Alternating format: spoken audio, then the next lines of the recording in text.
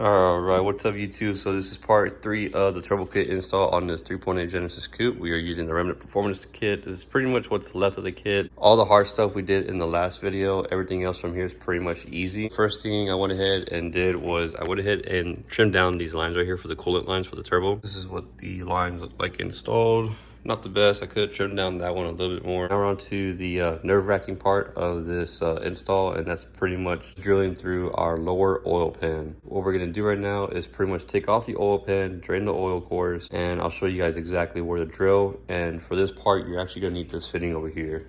So essentially what we're going to be doing is putting this on the lower oil pan, but we're going to put it on the top part, and this is going to act as our oil drain line. So if we come over here, you guys can see that right there, that right here, there's a flat spot.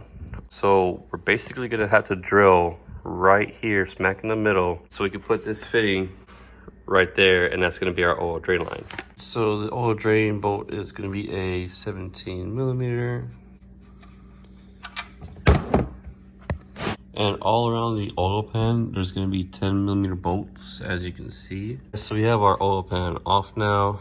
This is your oil pump chain, your dipsticks right here, in case you guys wanted to know where it was at. So we're actually going to be in this area though. You see how there's a flat surface right here? Basically, you're going to want to drill right smack in the middle right here, okay? So that's where you're going to be drilling at, and I'm going to show you guys what you're going to be using to make that hole. Got this, guys. This is what's going to help us make that hole for this fitting right here, this -10 fitting.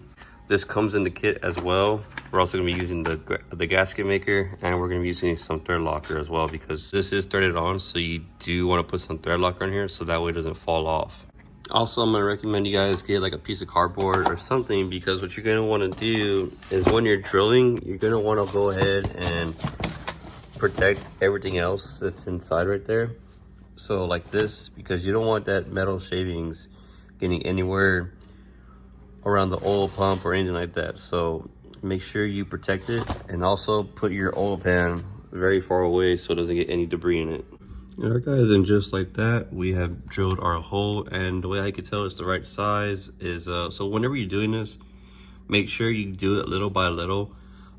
Be very careful with it, because you don't want to make it too big. You want to make it just perfect, so where this can just slide in just like so. See how it's just able to slide in? So you're going to want to drill this out just to where it's going to be able to slide in just like that. So what I like to do is, if you're really nervous about this, I'm going to give you guys where I stopped at. On this drill, you can actually see that I stopped at 2.4. So on 2.4, you're going to get a Sharpie, and you're going to black out everything above 2.4 on here. And that's going to tell you where your stopping point. So that helps out sometimes. You don't have to do that, but I know for people that are really nervous when doing this, that's what usually helps them, is when they black out the rest of what's not being used versus what's being used. Before you even do anything else, so double check, triple check, quadruple check all of this area. Make sure there's no metal shavings in this area whatsoever. Use brake cleaners in these areas, use a rag, whatever you can to make all this clean and make sure there's no debris left behind at all. Alright guys, so what we're doing first is we already Teflon taped this part of the fitting. Now we're going to put some red Loctite on these threads right here, because that's where the nut's going to end up at. Alright guys, so basically what we're going to do now is drop this in. So this is going to slide down just like that with the washer down. Make sure you guys put some gasket maker under and above the washer, so it'll have a good seal on both sides. Alright guys, and just like that, I have it installed now. This is the end product pretty much. Now what we're going to do is pretty much we're going to clean out the oil pan, and then we're also going to clean off all the old gasket that's on here and on the mating surface over here. So we're going to take off all the old gasket, and then we're going to reseal the oil pan and put it back on. So we got our oil pan on now. So now let's go ahead and move on to putting on our oil cooler kit. So for that, we're going to need these AN lines. So this is going to be a 40-inch one, and then this one as well. And on top of that, we're going to need hardware in here. So you're gonna need these 4 golden bolts, your sandwich plate, the oil filter adapter, of course the oil cooler itself, this guy, oil filter, your gaskets, and you're gonna need this fitting as well. the Teflon tape, your oil feed line. You're also gonna need this little dude right here. And you're gonna need this guy right here, this bracket, and you're gonna need this bracket. All right guys, so the first thing we're gonna be doing is we're gonna be taking off this 10mm right here, and the reason why is because our oil cooler kit is gonna go right here. So this horn needs to get relocated. Now we have both the horns pretty much off. As you can see, there is a bolt that holds all this bracket on the back of it. We're gonna take out this 10mm bolt on both of them. All right guys, now we're gonna get our bracket, and I'm gonna show you guys how this is gonna work. So basically, you're gonna get the horn that goes closest to you, or from the tip of the harness. You're gonna put that one right here, like so, and you're gonna bolt it on. All right, so once you have both of the horn brackets off, you're gonna come and get your bracket that comes in the kit, and this is how you're gonna set it up basically. So as it sits like that, you're gonna be able to put it on just like this and bolt it into place right there using the existing 10mm bolts that we had taken off earlier. All right guys, so that's how that's gonna look. Now we're gonna go ahead and get this other bracket, which is right here. And now we're gonna put this guy in. And now we have our oil cooler bracket mounted just like that. Also guys, before you put in the cooler, make sure that you take off this little, pretty much is like hard plastic. I really recommend just taking it off because this hard plastic will fight you when you're trying to install it. And it can actually give you a lot of issues later on down the road as well. See how it's like some really hard plastic? Yeah, you wanna get rid of that. All right guys, so now we're gonna grab our oil cooler. We're gonna take off these caps right here, and we're gonna go ahead and put some Teflon tape on the threads. And then we're gonna pretty much install it with the hardware that comes in this little bag. So in this little bag comes with a bunch of cell tappers and some bolts. So the hardware to install it on here, it's gonna be in this little bag. All right, and just like that, our oil cooler is now installed. And I'm gonna go ahead and use this cell tapper real quick and put it into the hole right here. All right, and now this is way more secured. And I forgot to mention that I did take this guy out, so we are gonna have to reinstall it. I'm thinking about reinstalling it just like that. All right guys, so we're gonna go ahead and grab this. This is gonna be our oil sandwich plate adapter. As you can see, there's a fitting on the side. This fitting right here is actually gonna be for our oil feed line. So we're gonna grab this dude, and we're gonna put some Teflon tape on here, and we're gonna thread it in place right here. After we have this threaded in place, we're gonna go ahead and grab our oil feed line, and we're also gonna thread it into there as well. That way it's much more easier to do while it's on here rather than inside there. So make sure you point it up this way though, because on the opposite side, that's where the gaskets go. So if you put it the other way, it's gonna face towards the engine. You want it to face out towards the front of the engine. That way it can have the oil line come up. All right, and just like so. So now we're gonna go ahead and get our bolts and our gaskets from that bag. We're gonna put the gaskets on, and we're gonna go ahead and bolt this up.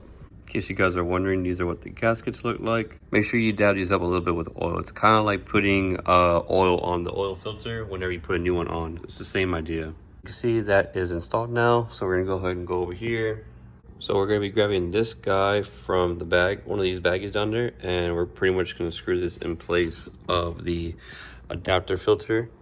So this piece right here is actually gonna go into here. So we're gonna be using the bigger side, this big side, and we're gonna thread it in like so.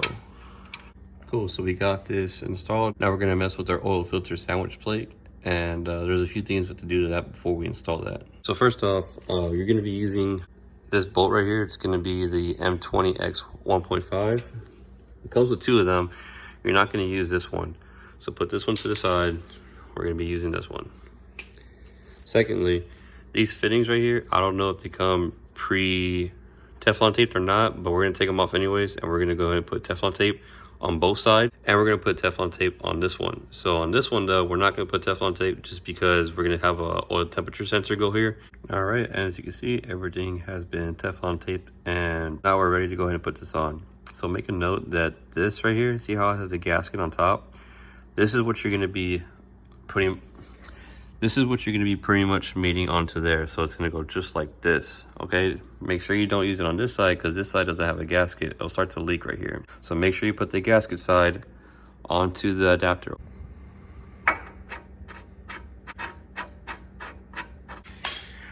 And in case you guys are wondering, the socket size for this is a 26. As you guys can see, the sandwich plate is now installed. So now we can go ahead and run our oil cooler lines down to these two fittings right here. So when you get ready to install these fittings, you're gonna notice that one's longer than the other. The longer one's gonna go on the far right side, obviously, and the shorter one's gonna go right there. So before you put the last AN line on, you're gonna wanna put some oil in here. All right, guys, and this is what the lines look like ran. You can see this one goes under that main power steering line right there, and it goes up the engine bay. This one kind of goes over this main power steering line, like that, just comes over it. And that one kind of loops around under and goes up to right here. So this is pretty much the top view on how I ran it. So as you can see, it goes through those two lines right there. And that's gonna be the straight fitting. And that straight fitting runs from right here, being the headlight hole right here. Goes right here. This one goes down between here, loops around, and it comes down just like that. Also, guys, before I forget, let's go ahead and plug back in these sensors right here. So this guy's gonna go to your power steering, which is down here. The power steering sensor is connected again, and up here, this guy is connected to this. Later in the video, I'm gonna show you guys where I zip tie all this and clean it up a little bit, because right now it's just hanging like so. But we need to make sure I have it secured. So later in the video, I'll show you guys how I do it. All right, guys, so seeing that the oil feed line is really long, I went ahead and just routed it like this, away from the belt, of course, and went under the turbo. And this fitting used to be facing that way. I just went ahead and flipped it, so that way it could just be installed just like that. So I'm gonna go ahead and tighten this down, and everything for the turbo is pretty much done besides the intercooler piping and clocking this.